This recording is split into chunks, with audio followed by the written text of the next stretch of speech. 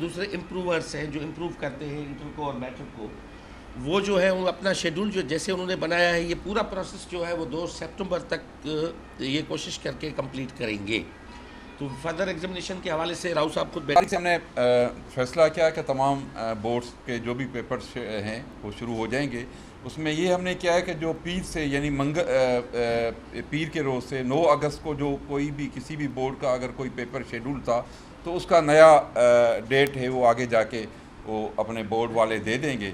और इसमें हमने जो कोविड की सिचुएशन की वजह से SOPs के हवाले से भी बात की है। उसके अलावा हमने जो 2 इश्यूज़ जो हमें सामने आते हैं कि किसी भी सूरत में कापी को बर्दाश्त नहीं किया जाएगा, और दूसरा जो अगर पेपर आउट्स होने की बात औकात हमें शिकायत मिलती हैं उस पर भी हमने काफ़ी बातचीत की है कि उसको भी किसी सूरत टॉलरेट नहीं किया जाएगा। तमाम इम्तिहान देने वाले बच्चों को हमने गुजारिश की है, तमाम बोर्ड्स को भी की है कि वो भी सर्कुलर अपना जारी करेंगे कि कोई भी एग्ज़ाम देने वाला शागिर्द स्टूडेंट है वो अपने साथ कोई मोबाइल फ़ोन वगैरह न ले आए।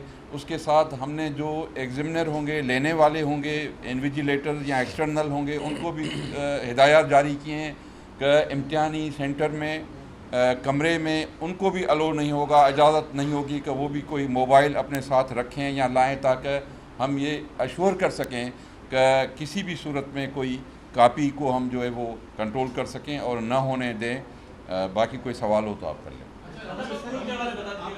जी हाँ, स्कूल्स के हवाले से फैसला हमने ये किया है।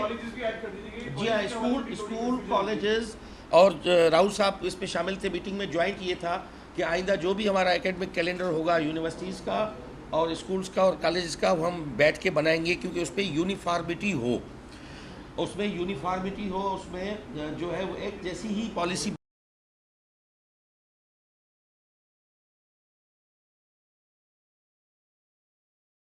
19 अगस्त तक स्कूल हम बंद रखेंगे। कॉलेज यूनिवर्सिटीज़ क्योंकि बीच में मुहर्रम है, 14 अगस्त की छुट्टी है, 7 अगस्त से जो 7 मुहर्रम से जो है वो जुलूस शुरू हो जाते हैं, बच्चों को तकलीफ़ होगी। और कोविड की सिचुएशन को भी इस दौरान हम मॉनिटर करेंगे कि क्या सूरत होती है, और ये हम लाजम करेंगे वैक्सीनेशन के लिए कि जितने भी उस असातिज़ा हैं या स्कूल्स के जो भी हैं, वो कल से सर्कुलर सेक्रेटरी साहब जारी कर देंगे कि वो इंश्योर करेंगे कि वो अपना वैक्सीन का जो डोज़ है वो लगा चुके हैं, और उनको हम अलो करेंगे वहाँ पे आने से। वो दूसरों को नहीं करेंगे जिन्हें नहीं लगवाया है। जो गवर्नमेंट का जो डिसीजन है चीफ मिनिस्टर साहब का और टास्क फोर्स का कि उनकी तनख्वाहें बंद किए जाने का, उस पर भी अमल दरामद होगा कि हम ज़्यादा बच्चों को डिले ना करवाएँ। ये बताइएगा शाह साहब कि जो पाकिस्तान मेडिकल कमीशन ने मेडिकल एडमिशन के लिए 25 जुलाई तक फॉर्म सबमिट करने थे स्टूडेंट को, जो के डेट थे, लेकिन सिलसिले में अभी तक एग्जाम्स भी नहीं हुए हैं और स्टूडेंट जो है वो अप्लाई नहीं कर सके, तो उसके लिए कोई रास्ता किया जाएगा कि वो जो स्टूडेंट जो मेडिकल कमीशन के लिए अप्लाई करना चाहते हैं वो कैसे कर पाएंगे? देखिए, इस हवाले से हमें उनसे बात करनी पड़ेगी। मुझे इसका पूरा अंदाज़ा इसलिए नहीं है कि मैंने पूरी चार्ज नहीं ली और दूसरे जो अथॉरिटीज़ हैं मेरी बात नहीं हुई उनसे, तो ये एम्बिग्विटी उनको भी ख़त्म करनी पड़ेगी, क्योंकि अगर मेडिकल कमीशन है तो उसको सूबों के साथ चलना पड़ेगा, उनके कैलेंडर के साथ चलना पड़ेगा। वो अपना कैलेंडर जारी कर दे, हालात यहाँ पे मुख्तलिफ हों हमारे सूबे के। कराची में 23% रेट चल रहा है इस वक्त, अभी तक डिक्रीज़ नहीं हुआ है। अब खुदा न खास्ता मुहर्रम में अगर हमने ख्याल नहीं रखा इसका तो ये रेट बढ़ भी सकता है। हम इस कॉस्ट पे हम अपने बच्चों को, वालिदैन को, बूढ़ों को, बुज़ुर्गों को स्टेक पे नहीं लगा सकते। मगर दूसरी तरफ चैलेंज ये भी है कि उनकी बच्चों की तालीम भी हमें मुतासिर नहीं करनी है, तो हमें ये सोच समझ के फ़ैसले करने होंगे, और आइंदा जो भी फ़ैसले होंगे वो हम कंसल्टेशन के साथ सारे स्टेक होल्डर्स के साथ बैठ के हम वो फैसले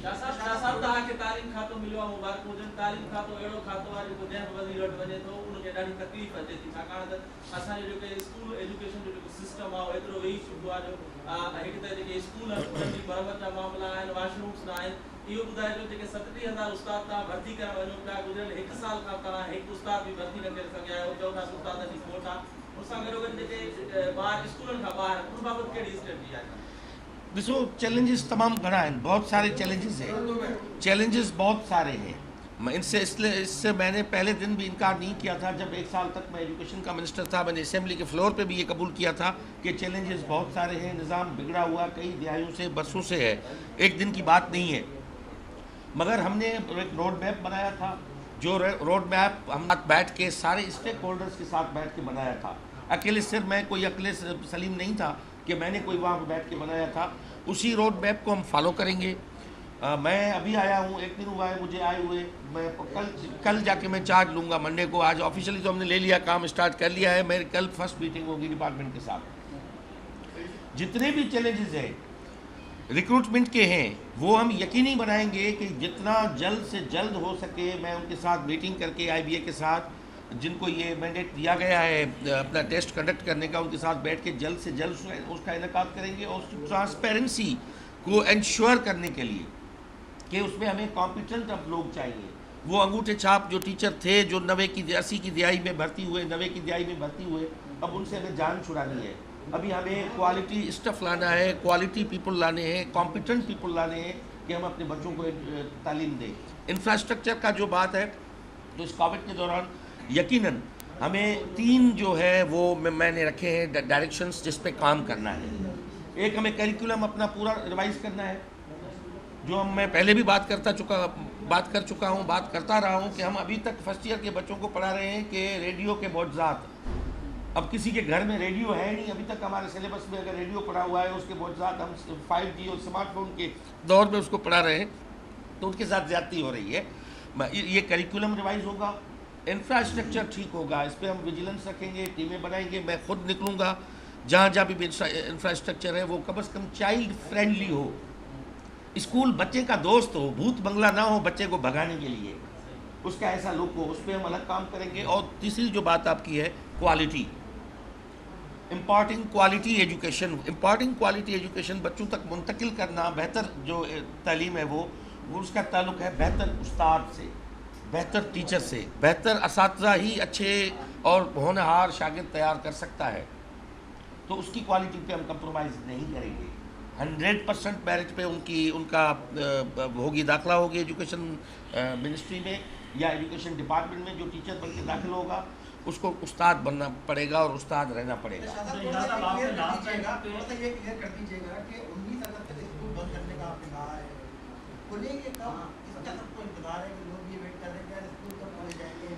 हमने 20 अगस्त की ओपनिंग की डेट रखी है। अब इसमें हम एक मीटिंग जो है वो 7-8 मुहर्रम को हम रखेंगे रिव्यू करने के लिए पूरी सिचुएशन को। और इसमें हम बाउंड हैं NCOC के डिसीजन से भी, और हम इसमें जो हमारी प्रोविंशियल मिनिस्टर्स की जो हुई है कमेटी बनी हुई है, फेडरल मिनिस्टर भी उसमें शामिल है, शफकत महमूद साहब, उससे भी मेरी बात हुई थी। हम कोशिश करेंगे, हालांकि एजुकेशन जो है वो प्योर प्रोविंशियल सब्जेक्ट है, इसमें फेडरल का कोई है नहीं, हम पे कोई लाजम नहीं है कि हम उनको फॉलो करें, मगर एक कोऑर्डिनेशन में हम चलने की कोशिश करेंगे। वो भी यही आशूरे के बाद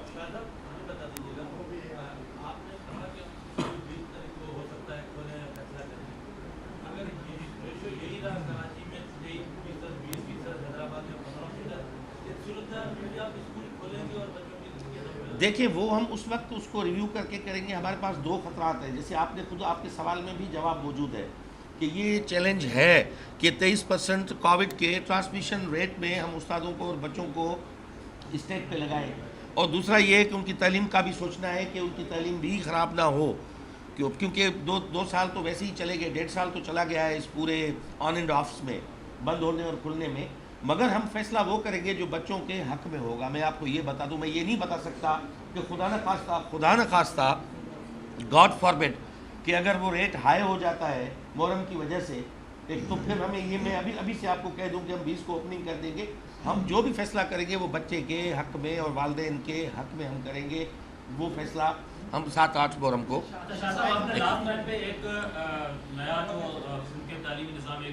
चेंज था, वो ये था कि आपने अपनी बेटी को सरकारी स्कूल में एडमिट करवाया था। इस बार आप क्या कोई ऐसी कानून साजी करने जा रहे हैं कि जो भी मिनिस्टर्स हैं, सरकारी मुलाजमीन हैं, वो अपने बच्चों को ज़रूरी है कि वो तालीमी।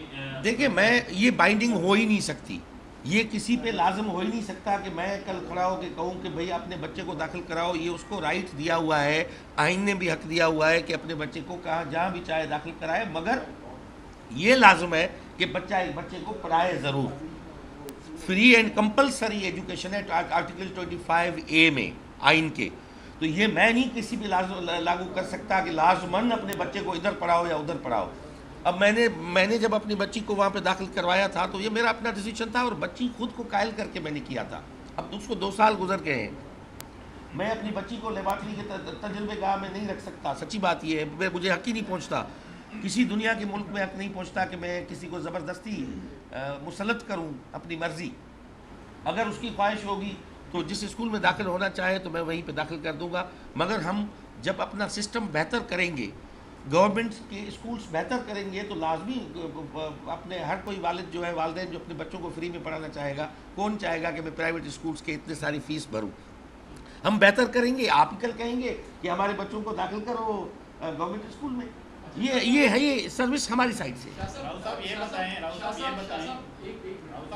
स्कूलों का मामला भी आ गया, आप अभी यूनिवर्सिटियों का मामला रहता है, यूनिवर्सिटियाँ कब खुलेंगी, इम्तिहान कब होंगे, कोई इस हवाले से डिस्कस हुआ है?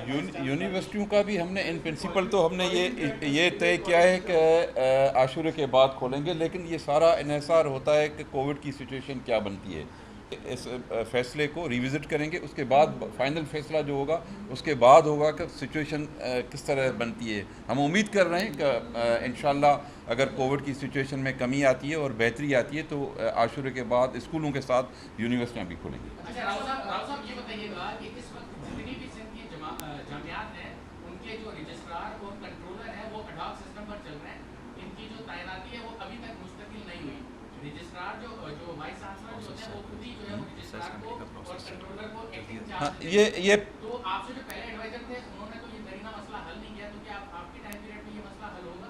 देखें, मैंने देखा है कि जामियात का और यूनिवर्सिटीज़ और बोर्ड्स के काफ़ी और भी इशूज़ हैं इसके साथ साथ, उस पर हम अभी भी डिस्कस कर रहे थे। हालांकि हमारा आज का इशू नहीं था, आज तो हम ये एग्ज़ाम के सिलसिले में बैठे हुए थे।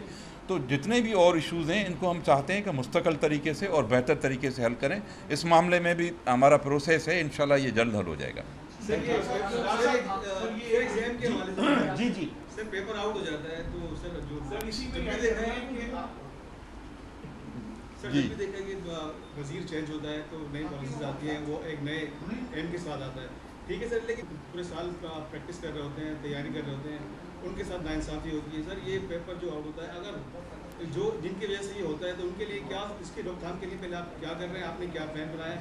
अगर फिर से पेपर आउट होता है तो उनके जिम्मेदारन के लिए क्या सजा तजवीज़ करेंगे? देखें, देखें 2 सूरतें होती हैं इसमें। अगर पेपर हमने आज बात की है, डिस्कस भी किया है, एक होता है कि पेपर जब एग्ज़ाम शुरू हो जाता है, बच्चे हाल में पहुंच जाते हैं, ज़्यादातर ये होता है कि जी उसके बाद जब बच्चों को पेपर डिस्ट्रीब्यूट कर दिए जाते हैं उसके बाद कहीं से भी कोई ज़ाहिर है हज़ारों और लाखों के तादाद में एक ही टाइम पे बच्चों में वो पहुंच जाते हैं, तो उसके बाद अगर कोई होता है तो वो अलग बात है। लेकिन उससे पहले अगर कोई बात होती है, कोई भी सामने आती है, हम हर सूरत में कंट्रोल करेंगे।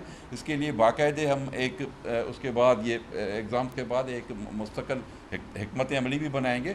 लेकिन इसमें भी हमने कोशिश की है कि हर मुमकिन इसको कंट्रोल करेंगे। किसी भी सूरत में जो बच्चे मेहनत से पढ़ते हैं, जो जान फशानी से पढ़ते हैं और उनका राइट पेपर आउट करके और कॉपी करके हम छीन लें उससे, ये किसी सूरत पर इस हवाले से मैं आपको थोड़ा ऐड कर दूं कि बेसिकली देखें, एजुकेशन मिनिस्ट्री का काम बच्चों को पढ़ाना है। यूनिवर्सिटीज़ और बोर्ड्स जो है उनका काम है एग्जामिनेशन कंडक्ट करवाना।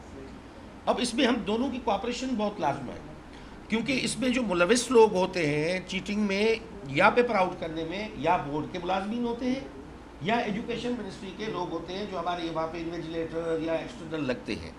मैंने सेक्रेटरी साहब को कहा है अपने राव साहब ने कहा है अपने सेक्रेटरी को कि हम कल से ये नोटिफाई कर देंगे कि दोनों में से जो भी मुलविस निकलेगा इसमें कहीं भी हमारी मिनिस्ट्री का होगा, उसको हम पनिश करेंगे on the recommendation of boards. ये बोर्ड्स वाले हमें भेजेंगे कि भाई आपके फला लोगों को हमने इन्विजिलेटर रखा, उन्होंने हमारी जितने भी कोड ऑफ कंडक्ट था उसकी वायोलेशन की, तो उस पर एक्शन हमारी मिनिस्ट्री उठाएगी, यानी एजुकेशन मिनिस्ट्री उठाएगी। बाकी जो इनके मुलाजमीन हैं उन पे जो उसमें शामिल होंगे वो बोर्ड्स को क्लियर मैसेज आज राउत साहब ने दे दिया है कि उस पर जो भी मुलविस होगा उस पर एक्शन जो है वो नौकरी से निकालेंगे, क्या स्टडी करेंगे, क्या करेंगे? वो सज़ा का तयन हमेशा क्राइम पे होता है। बीएससी के कुछ स्टूडेंट्स हैं, काफ़ी सारे, उन्होंने ट्विटर पे ट्रेंड भी चलाया था, उनके इम्तिहान 9 महीने से डिले हो गए बहुत ज़्यादा, और उनका कहना ये है कि उनके एग्जाम ना होने की वजह से क्या हो जाएंगे? जितने भी लोग हैं उनके इलेक्टिव एग्जाम्स लिए हैं, लेकिन उनके तमाम पेपर्स लिए जाने और जैसे कि आप एग्जाम्स का ऐलान करेंगे बिजनेस और खुलने के बाद पूरे पेपर्स देने पड़ेंगे, उनकी जाने से कुछ इंतजार भी किया गया है। दरअसल क्या बन रहा है? उनके हमारे से कोई स्ट्रेटेजी है क्या हेलो कर जी राउत साहब। नहीं, ये हम कर रहे हैं इंशाल्लाह, ये आशुरे के बाद हम अलो कर देंगे इम्तिहान। ये रहेगा कि टंडन मोहम्मद खान में खातून को हिरासत किया गया था, उसका मैटर आपके सामने गया था, आपने नोटिस भी दिया था, पूरा मामला इंक्वायरी बताएंगे इनिशियल इंक्वायरी में क्या सामने आया और क्या इस वक्त तक उसका मुकदमा भी दर्ज है, मुलजिम अभी तक गिरफ्तार भी नहीं हुआ। 3 दिन का डायरेक्टर को मैंने टाइम दिया है, 3 दिन का। ये कल या परसों, मेरे ख्याल में आज तो छुट्टी का दिन था, कल या परसों मुझे वो रिपोर्ट सबमिट करेगा। उसमें जो भी फाइंडिंग होगी उसी की रोशनी में उस पर एक्शन होगा यकीनन। हम एजुकेशन में इस चीज़ मेहरबानी।